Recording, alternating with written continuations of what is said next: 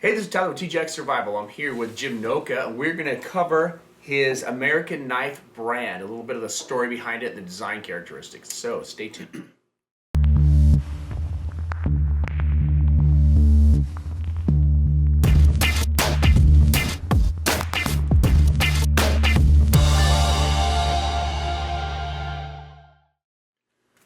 Hi guys, so I ran into this knife in a forum and that led me to Jim Nowka, and it's just beautiful. I'm gonna get you some close-up views of this. We've spent the last few days using these, and I specifically have just beat the snot out of this thing for about 3 days and doing bushcraft techniques and just testing them out and using them. So I wanted to sit down before I fly away and get a little bit of design characteristics. I find all the time that people make assumptions about knives and their designs, not knowing why it was made the way it was. So I have the opportunity to sit down here and ask him, where did you come up with these ideas? How did you come up with them? So I'm gonna let him go through all the knife that he makes and tell you guys a little bit of the backstory on all of that. Okay, so we'll start out with the forest knife because this was the first one in our series. This is I would say a Scandinavian design, boreal forest design knife. And let me do a little clarification on that. A lot of times nowadays when people say Scandinavian, they're assuming that it's a very hard Scandinavian flat grind, but that hasn't been around for a long time. And this is one of the big misnomers about Scandi Grind knives, that the people do not understand it. A lot of guys embrace them. They're very, very inexpensive. They're basically throwaway knives, the typical Mora type knife. Back before their machining process became so, building these knives is very mechanized. Not mine, but the Mora's is very mechanized. And so basically what happened was they found this way to extrude and laminate a piece of metal into the center of the blade, and then they're basically stamped out. And then they're ground by machine. So the way that's why they get the very crisp, straight grinds, is because they're ground by machines.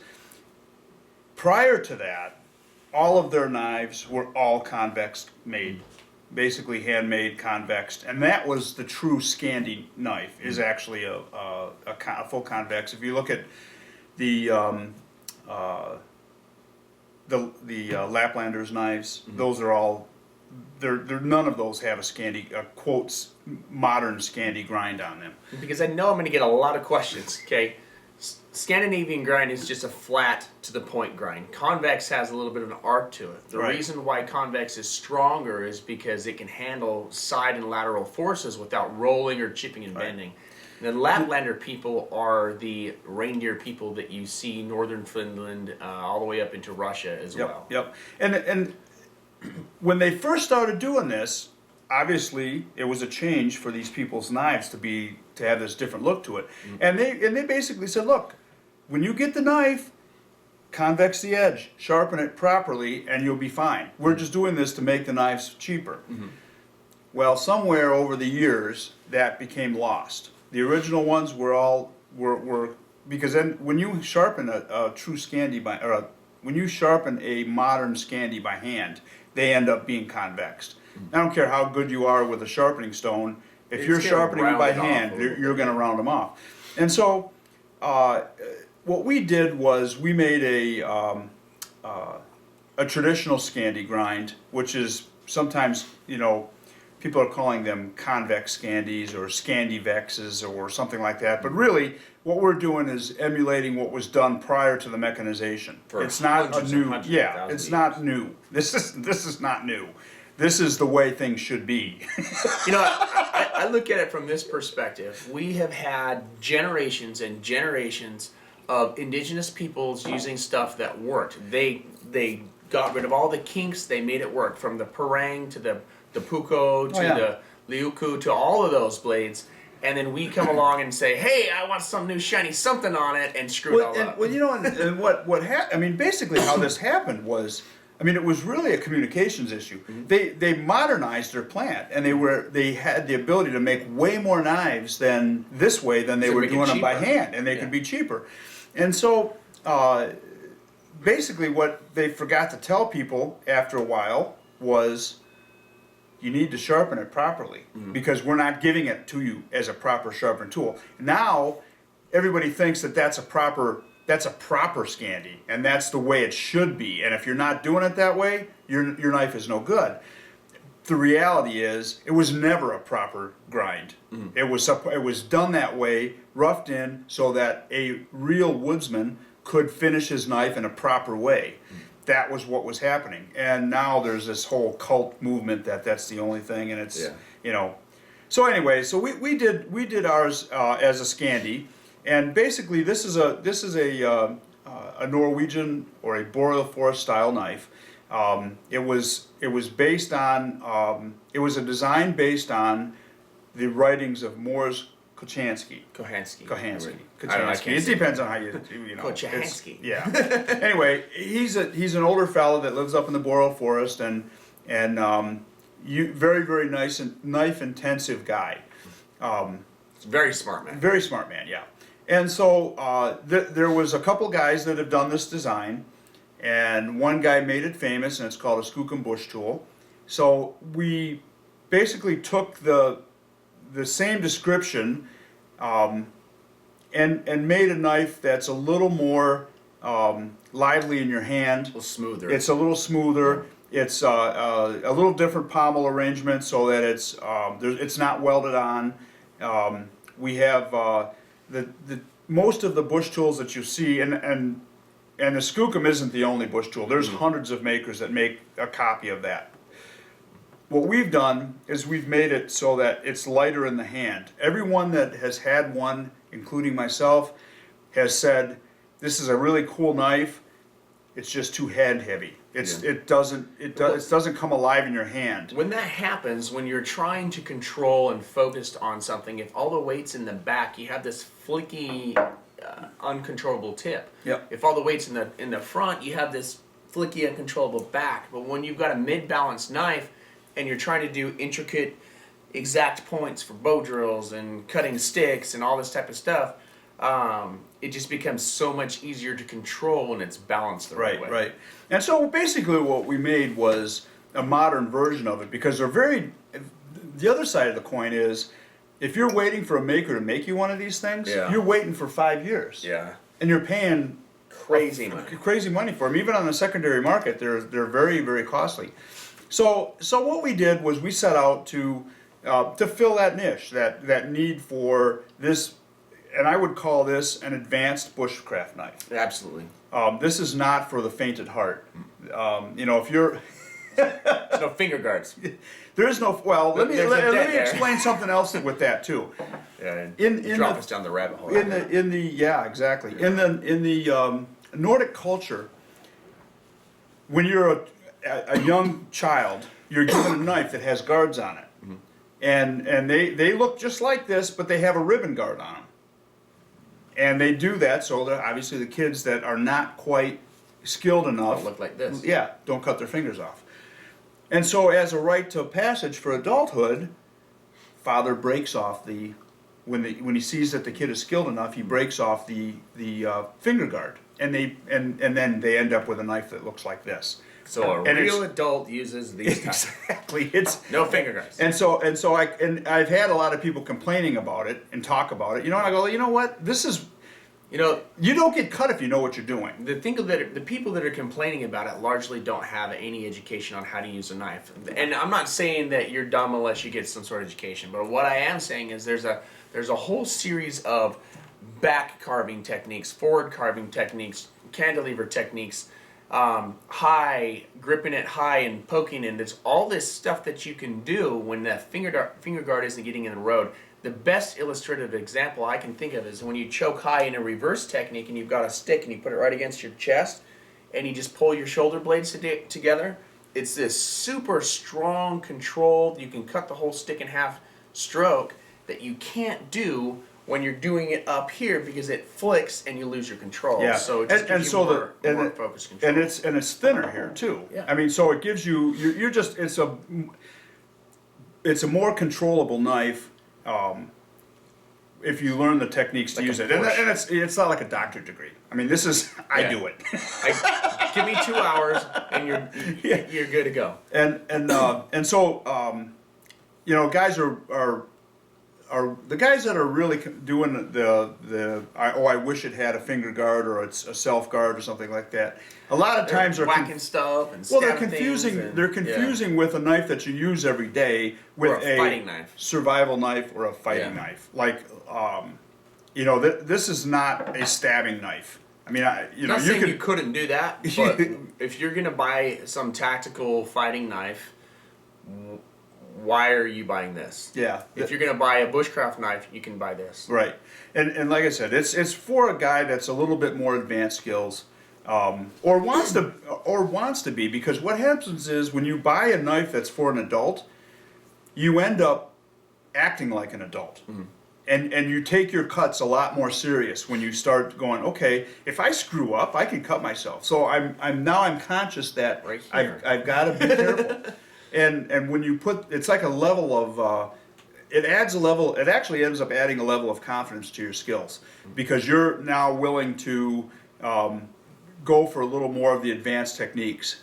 And so, you know, I'm not trying to scare people off. I'm not trying to, you know, make us as something that's Just know way what more you're doing. special. But, you know, Yeah, just know what it's, you're doing. yeah, it's an important feature. So we ended up, this is the typical bush tool knife is about this size, physically about this size. What's the name of this one? This is called the forest knife. Okay. This is a forest knife. And I would in- call it the medium forest knife. Yeah. Well, Because this. when you compare them, Yeah. kind of gives you a point of reference. Okay, so what we did was we named this one the forest knife. We named this one the compact forest, which it has a little bit smaller handle. A little bit. It's about. I think it's about 92% shrunk version of this. A little bit shorter blade, a little bit smaller handle. And this would be a really good EDC. That's kind of my thoughts on it.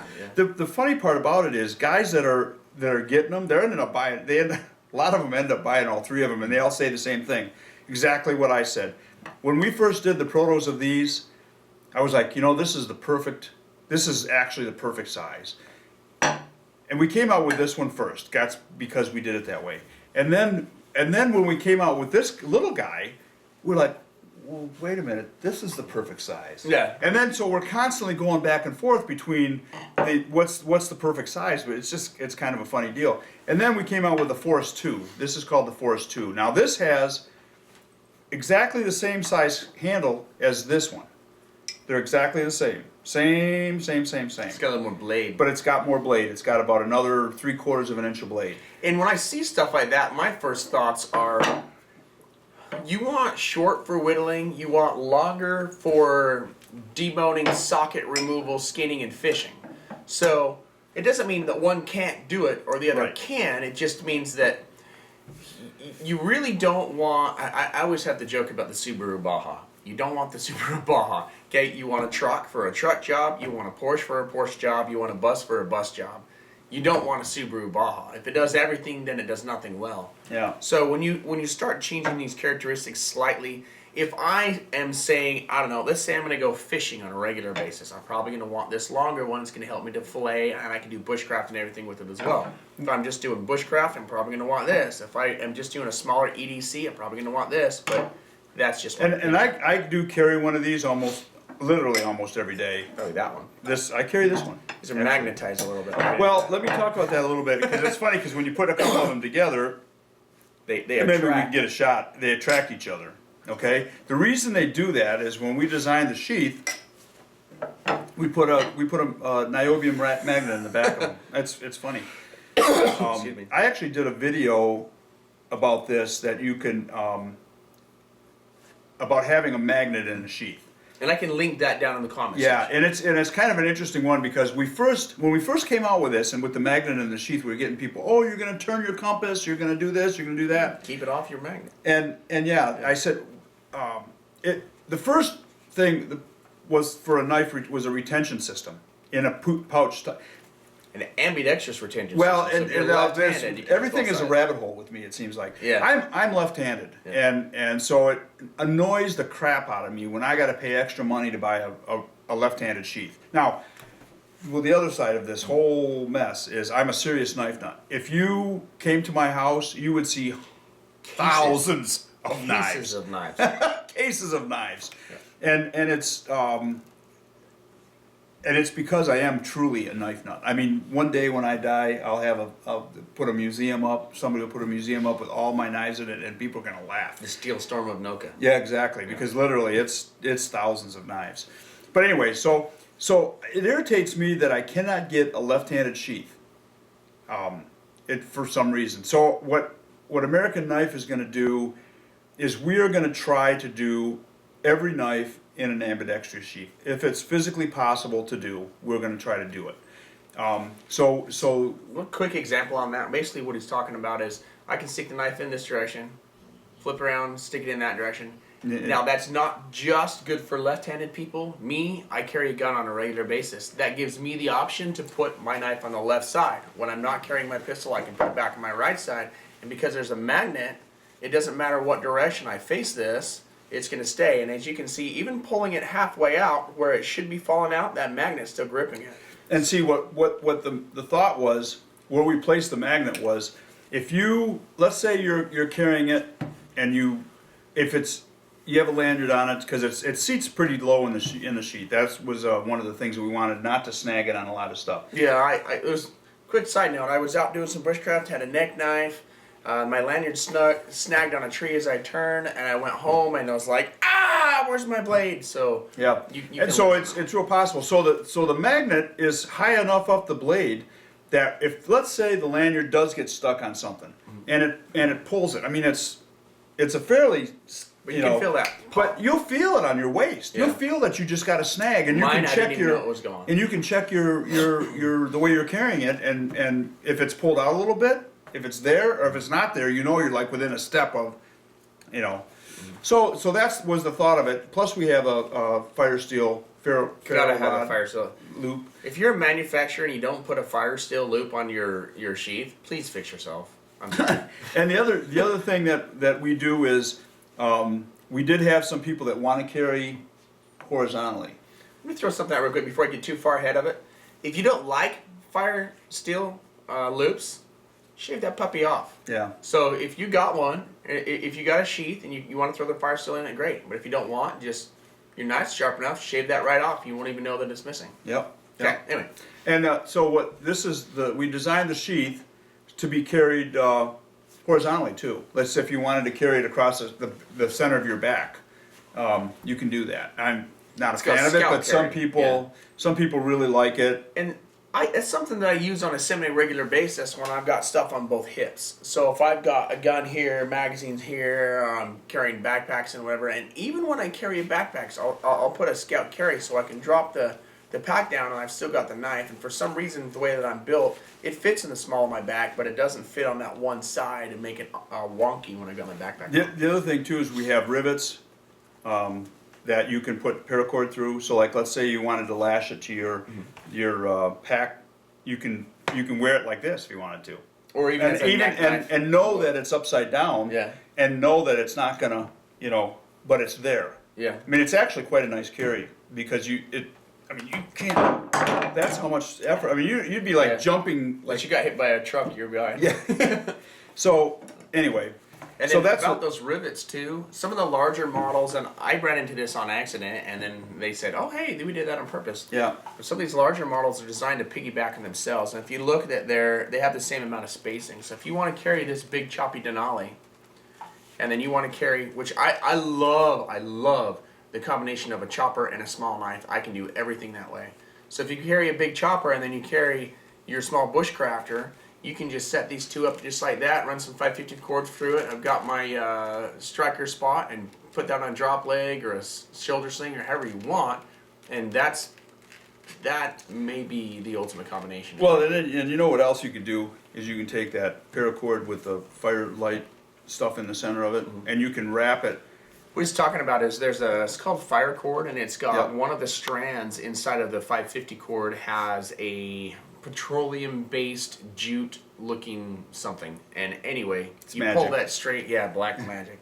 You pull it out, fuzz it up, hit it with the ferrule, and you've got fire. And it that way burns you get quite your well. whole I mean, fire. you Burns get like a good candle. yeah. Burns very well. And you could take that and wrap that between, like on the big sheath. And you only need about that much to start a fire. Yep. On And your you could little put piece. you could put 2 feet right up in there.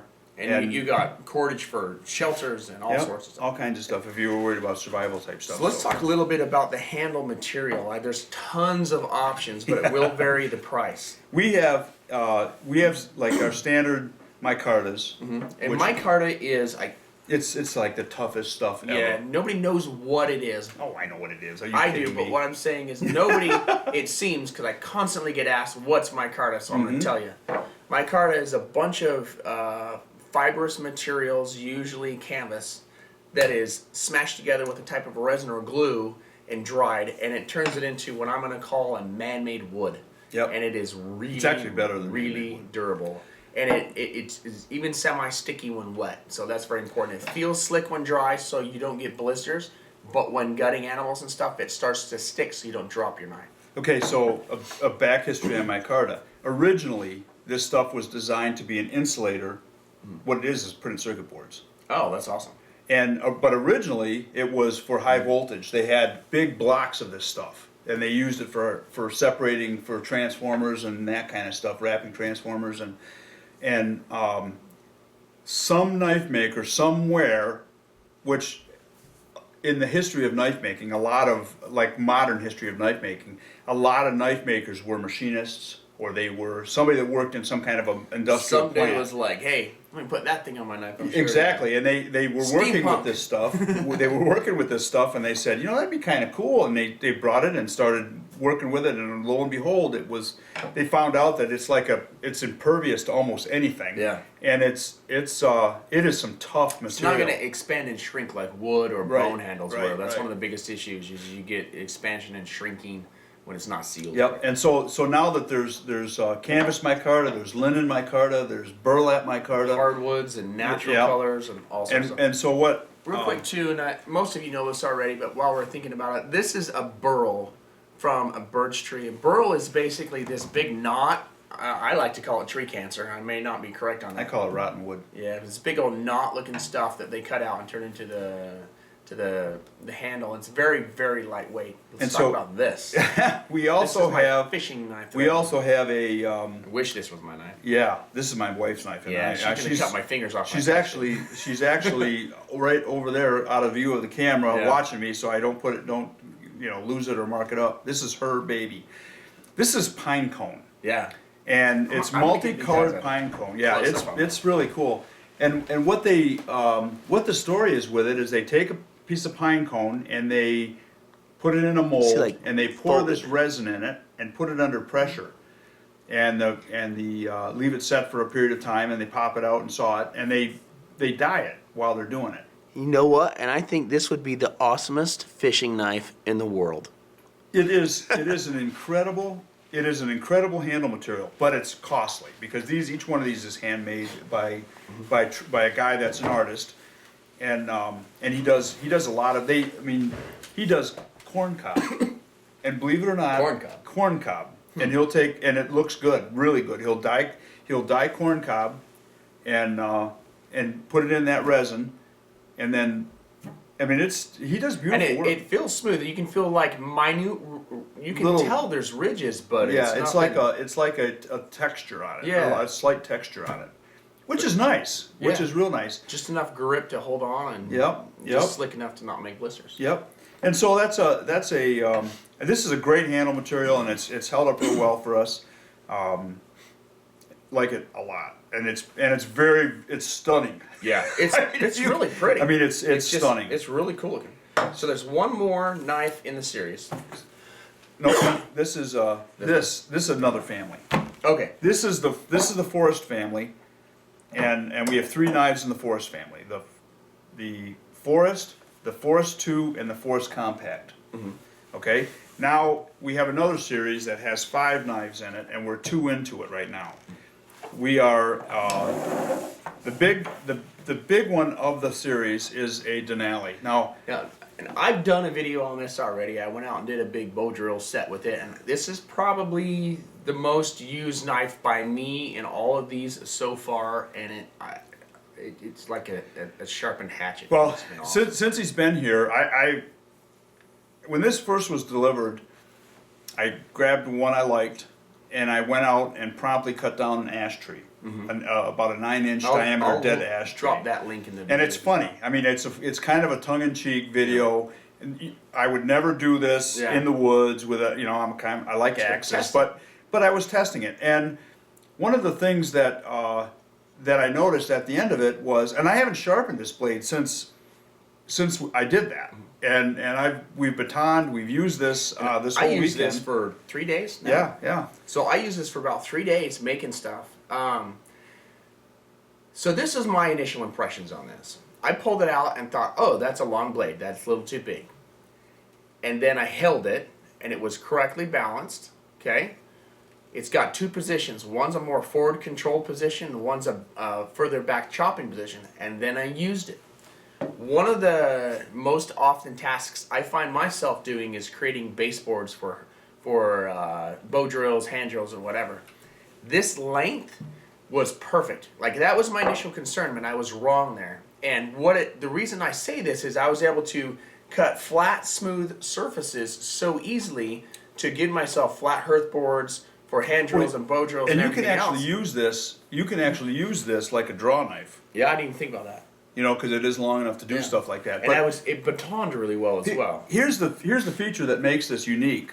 What we did, a lot of guys put choils, finger choils in their blade design, and they're sharp. Actually, not good. This one's not. And back in 2008, I was at a grind-in at Bark River, and I wanted to make a knife with a finger choil in it, and it will be in this series. So this is not the knife. It's got a little bit shorter blade, but. So back in 2008, which is a few years ago, what I did was I ground out the knife, put the big finger choil in it, and then put my scales on it. And I wanted a little bit longer scales. And so everybody was going, "What do you do? That's stupid. That's retarded. That's not going to work." Well, once I got it together and got it finished the way I wanted it, it was like the knife that everybody wanted to steal from me for the last 8 years. Yeah. And the reason for it is it's got a shorter blade. It's got like a 6-inch blade, but when you go back like this away from the choil, it feels like a 9-inch blade or an 8-inch blade. And that's the same with this. This is an 8-inch blade that when you go back like this, it performs like a 10-inch blade. Yeah, that gives it the chopping ability. Yeah, the chopping side of it, but you choke up on it and you've got something that you can work finely. And that was my thought. I kind of hate the one tool argument. I do. Because, just be smart and bring 2 or 3, whatever you need. Well, and I'm not saying that is a one knife. But if you find yourself in a position, but I am. Yeah. I will say that I believe this can be a very good one-tool solution. Yeah. Here's why.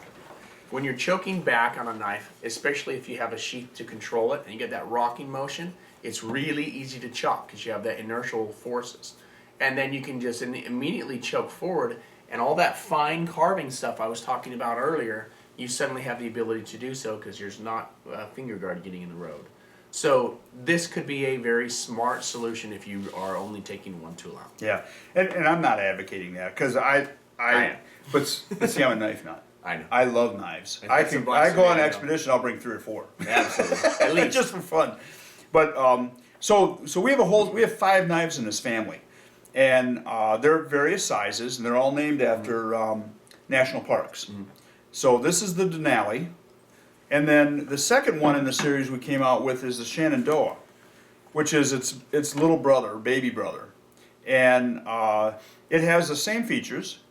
It's a 2-position handle, very controllable. I would call this, I did a little video on it. An excellent hunting and field knife. Exactly. Maybe even a skinning type knife. Exactly.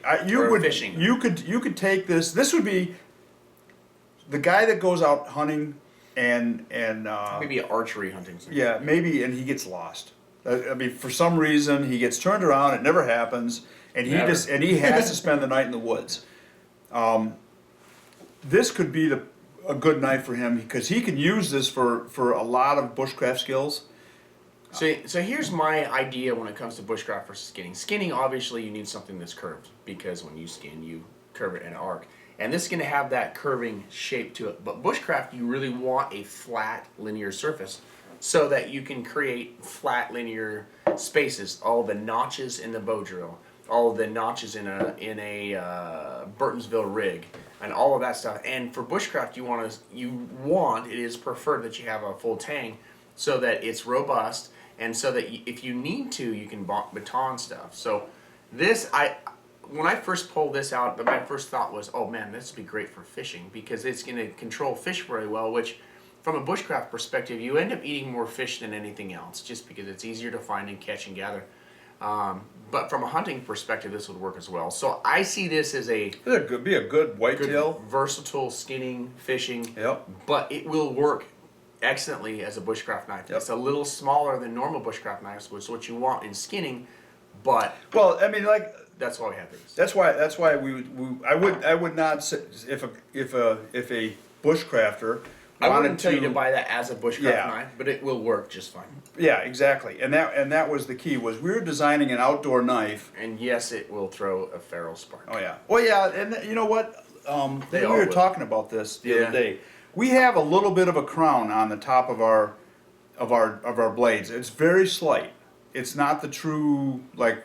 Full 90 degree. Yeah, like it So- feels like it's going to cut you on From the a edge. bushcrafting perspective, for me at least, I want something that has enough of a edge that it's going to throw a spark. But I have cut my thumb on blades before, Right. and it's a fine Well, line. and I think makers, what they do is they take that to the nth degree.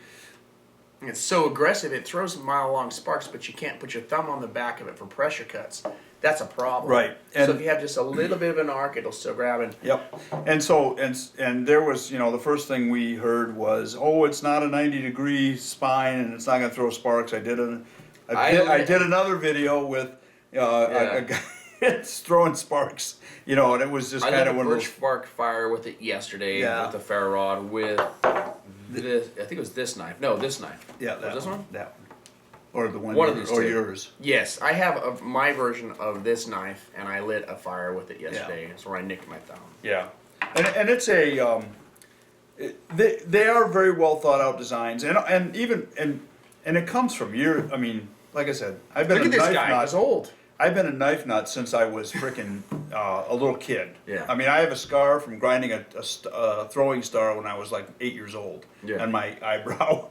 I've got nicks in my fingers when I've had liner locks fail before anybody knew what a liner lock was. Guillotine finger guillotines. Yeah. Yep. Exactly. And it was an electrician's knife, so. It was a brass liner, and I was using the screwdriver, and the screwdriver tip broke, and that's how it closed on my finger. So, and I've been carrying a knife since I was in 3rd grade, and that was back in 02. When you could 1902. Back in no, not just kidding. But it's been a long time. I mean, I was a knife nut before anybody knew what knife nuts were. Yeah.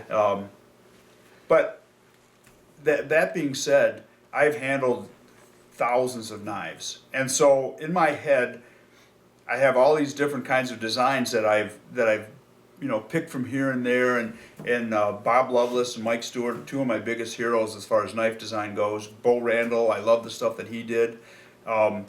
Webster Marble is my hero. I mean, he was really the father of the American knife company. There you go. Grandpa. He was the grandfather of basically the modern knife age in America. He probably designed the first American hunting knife that was not a Green River Skinner or something like basically a kitchen knife. He designed the Marble's Ideal as a hunting knife. I think you could sum a lot of these knives up with this. You take space age super steels and full tang capabilities that we didn't used to have back in the day because we didn't have machines to do it. You add it to ancient technology that works, like a convex edge and true Scandinavian or Scandi convex type of grind right here, and then you'll get this type of a knife. And that was one of the things that was really important to me was to try to build a modern version of if Webster Marble was alive today, what would he be building? If Bo Randall was alive today, what would he be building?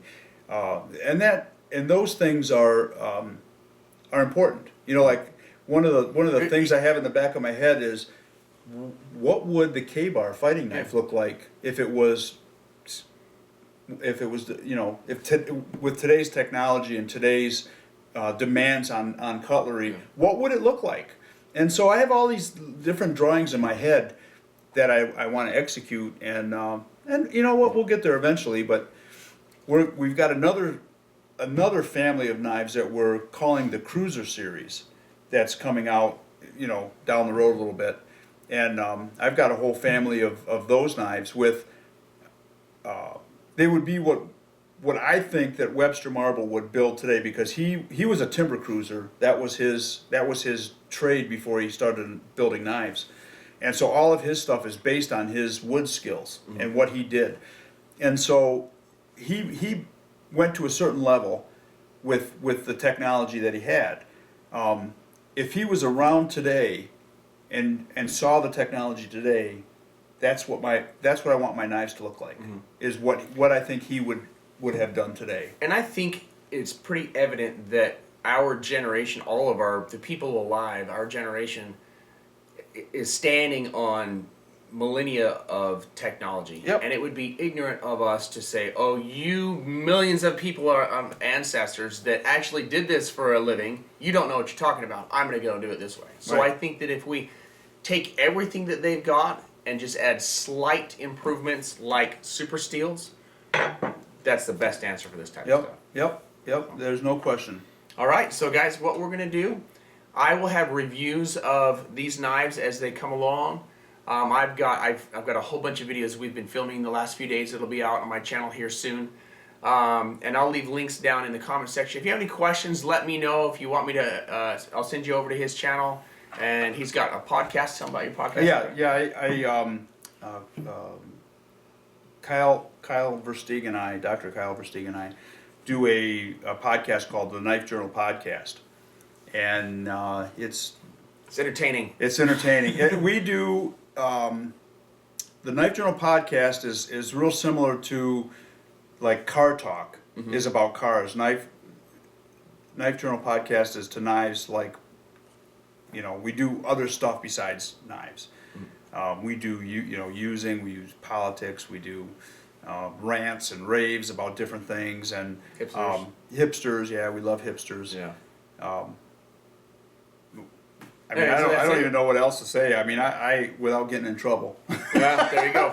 Check it out. There's going to be a whole bunch of links in the comment section. That's right below. Hit the down arrow. It'll open up all these links. You can go check them out. Please hit my subscribe button. Leave any questions or comments you have below. And thank you for watching TJX Survival. Have fun.